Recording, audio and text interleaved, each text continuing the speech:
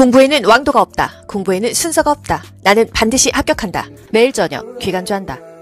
20년간 인쇄소에 근무한 남성이 인쇄소 하면 답이 나와야 돼요. 이거 뭐예요? 산업보건, 직업병 아닙니까? 인쇄소에 근무했어. 그 인쇄하는 그 프린트, 카트리지 그 분진들이 콧구멍에 들어가겠죠? 이게 바로 뭐다? 납이다. 납 때문에 생긴 것이다. 신경 중추 진단 장애를 받았다. 치은에 암자색이 나타나고 사지 말단에 힘이 없다. 의심되는 중독 증상 물질은 납이에요. 납은 뭐다? 인쇄공, 페인트, 전선피복제, 축전지, 배터리 이러면 납으로 갑니다.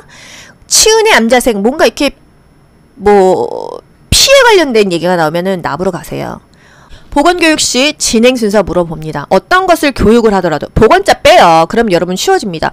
보건자 넣으면은 여러분 어려워요. 이거 실제로 적용할 수 있는 예가 없을까요? 이러시거든요. 그냥 일반적인 교육도 마찬가지예요. 진행 순서는 항상 쉬운 것에서 어려운 거로 가야 돼요. 오늘이 만약에 간호조무사 첫 수업인데 제가 이렇게 수업했어요. 여러분 다 아마 환불받고 집에 갈걸요? 우리 처음에 얼마나 쉬운 거 배웠습니까? 그쵸? 쉬운 것에서 어려운 것으로 배웁니다. 그리고 과거부터 최신 걸로 배워요. 역사는 항상 과거부터 현재로. 구체적인 것에서 추상적인 것으로 배웁니다. 구추, 요거 하나 기억할게요. 구추예요, 구추. 후추, 구추. 단순한 것에서 복잡한 거로 가고요. 직접적인 거 가르치고 간접적인 거, 친숙한 것에서 낯선 것으로 갑니다. 다 상식선이죠? 구체적인 것에서 추상적인 것으로 간다. 교육 매체에 대해서 볼게요. 왜냐? 이때 21회 때 뭐가 나왔어? 현장학습이라는 게 나왔어요. 말 그대로 현장학습은 뭐예요? 현장 가는 거죠? 보건시설, 기관, 장소를 방문하거나 조사한다. 역동적인 방법이에요. 예를 들어서 무슨 소방청 본사로 간다 해서 막 학생들 지하철 타고 버스 타고 가야 되잖아요. 굉장히 역동적이에요. 그냥 거저 얻어먹는 게 아니라 내가 그 장소까지 가야 되니까. 실물이나 실제 상황을 직접 관찰하죠. 그러면 뭐가 좋다? 적용 능력이 향상되고 경험이 좀 많아지고 실생활 적용이 쉽다는 거. 사물을 더 관찰할 수 있겠죠. 내가 직접 차 타고 거기까지 가가지고 그거 보는데 역동적이라는 거. 시뮬레이션, 유튜브로 애기 낳는 거 보여줍니다. 우리가 애 낳지 않아도 간접 경험할 수 있죠. 또 브레인스토밍 전전국시 나왔죠? 창의적인이라는 말을 기억하세요. 창의적인 아이디어로 얘기하는 게 브레인스토밍입니다. 브레인이 뭐예요? 브레인, 두뇌 아닙니까? 창의적인 것으로 머리 쓴다, 브레인스토밍. 이렇게 키워드만 기억하세요. 모형, 나이테. CPR 만약에 교육하려고 해요. 우리 의식 있는 사람한테 하면은 5cm씩 집어넣었다간 죽어요, 아파서. 그렇기 때문에 마네킹으로 한다. 이게 바로 모형이에요. 인슐린 주사 놓는 거 모형에다 연습해요. 파워포인트. 제가 지금 여러분한테 강의하는 이 화면이 파워포인트입니다. 사진, 동영상 이런 거 집어넣을 수 있죠. 그런 걸로 교육할 수 있다 이거예요. 이 정도만 보고 갈게요. 귤릭이라는 사람이요. 보건행정하려면은 관리 요소가 있다 그랬어요. 뭐가 있어요? 기조인지 조보회. 이거 그냥 억지로 초성 땄습니다. 제가 하도 안 외워져서. 기조인지 조보회. 이거는 별 한 2개 정도 되는 수준입니다. 5개차 기출에 한 번 나왔으니까요. 보건행정을 하려면 기획을 일단 해야 된다. 우리 뭐를 하든지 기획을 하잖아요. 저도 이런 영상 만들 때 일단 기획을 합니다. 이거 무슨 과목을 기획을 하든지 이거를 기출문제를 분석할 건지 요점 정리를 할 건지 이 난이도를 중간에 맞출 건지 초급자에 맞출 건지 막판 썸머리로 맞출 건지 이런 거 기획하거든요. 행동 전에 미리 예측하는 행위가 기획이다. 조직은요. 분업시키고요. 내용을 확전해서 추진을 합니다. 조직이잖아요. 같이 움직이는 거예요. 인사. 직원을 채용하는 게 인사죠. 지시. 명령하는 것입니다. 조정이 뭘까요? 이게 어려워서 국가고시에 나왔어요. 행동의 통일은 조정, 집단적인 노력도 조정. 저는 하도 안 외워져서 학원 다닐 때 제가 노래를 불렀어요. 통일이라는 말이 나오면은 조정으로 갔어요. 행동의 통일, 집단적인 노력, 또 구성원 간의 업무 활동을 서로 수평적으로 수직 상하관계가 아니라 동등하게 통합한다. 이게 바로 조정이라는 거. 왜 우리 운동 중에 조정 있지 않습니까? 옛날에 무한도전에서 조인성 나오고 이거 배 이렇게 운전하는 거.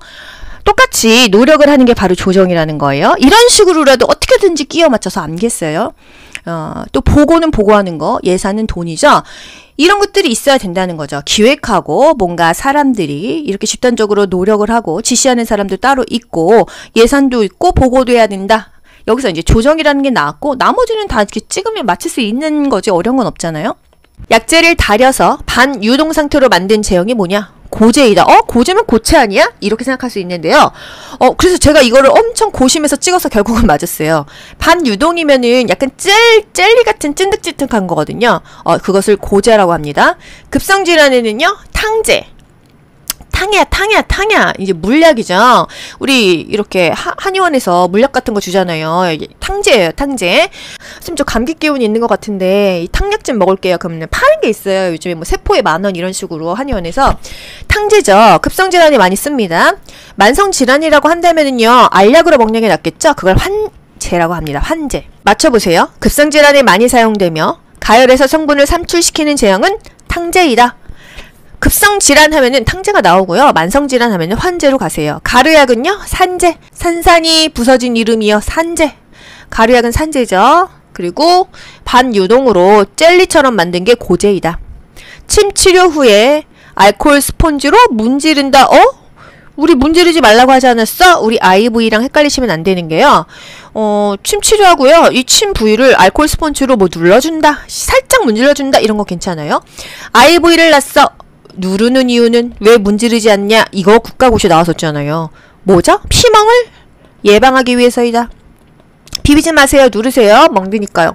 제가 얼마 전에 태반주사를 배에다 맞았는데요. 선생님이 누르지 말래요. 왜요? 멍드니까요. 이래서 누르기만 했는데 다음날 멍이 이만큼 들었더라고요.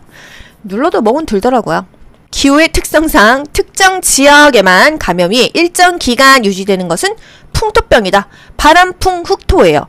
그 지방의 바람과 땅 때문에 생기는 병이 바로 풍토병입니다. 예를 들어서 필리핀에는 댕기열이라는 병이 있어요. 그 필리핀의 그 기후와 뭔가 그 지역에만 생기는 병이라고 하죠. 우리 강간산패 기억하시나요? 이거 다 기관조에서 열심히 들으신 분은 다 아실 거예요. 근데 이제 막판 영상 보시는 분들은 뭔가 하실 텐데, 그래서 제가 설명드리잖아요. 강가 지역에서는요, 간디스토마가 많이 생긴다. 간흡충이 많이 생긴다. 산 있는 지역, 페디스토마가 많이 생긴다. 이것도 일종의 풍토병입니다.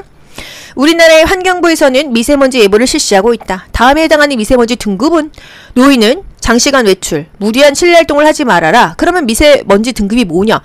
이 문제 학생들 말 많았습니다. 이거 제가 시험 봤다 했잖아요. 이게 뭔 소리야? 우리 미세먼지 공부도 안 했는데 이번 국가고시 미쳤네? 이랬는데 이게 전국간에 왜 있대요.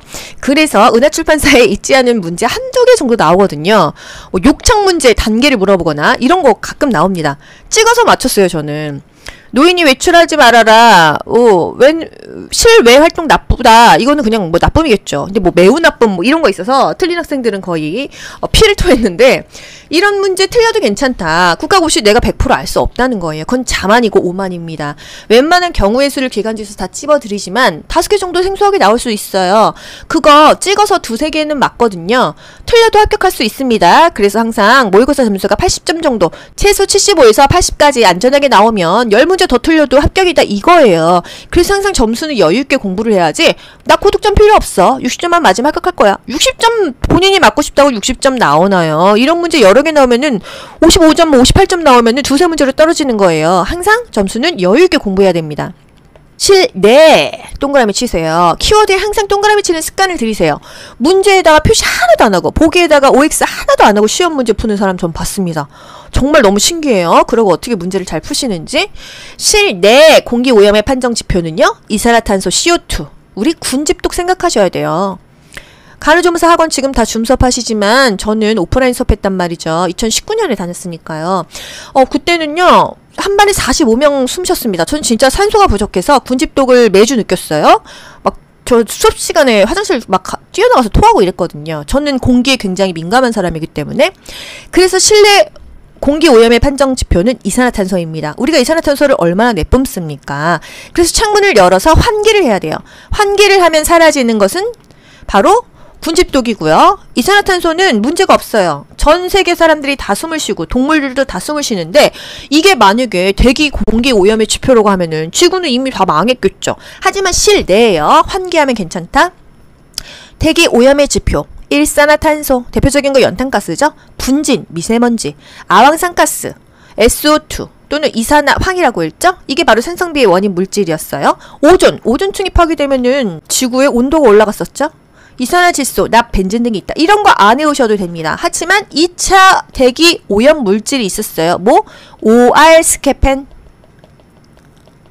오존, 알데히드, 스모그, 케톤. 펜은 그냥 외자 펜입니다. 오존이 나왔어요. 다음 중 2차 오염물질은 그래서 오존이 나왔었다는 거죠.